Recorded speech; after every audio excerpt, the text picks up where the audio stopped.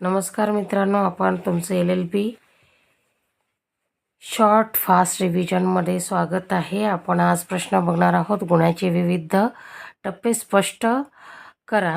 त्यामध्ये नंबर 1 आहे मनोवृत्ती मेन्स रिया, नंबर 2 आहे कृती ॲक्ट सिरियस, नंबर 3 आहे अपराधाची तयारी, नंबर 4 आहे अपराधाचा प्रयत्न, नंबर 5 आहे अपराध वास्तविक अपराध उदाहरणार्थ चोरी, बलात्कार, खून, नंबर 6 आहे शिकायचा ठराव, दोषी ठरविणे आणि शिक्षा देणे, नंबर सारांश 2 घटक महत्त्वाचे आहेत. व्यक्तीने केलेली कृती, मानसिक हेतू.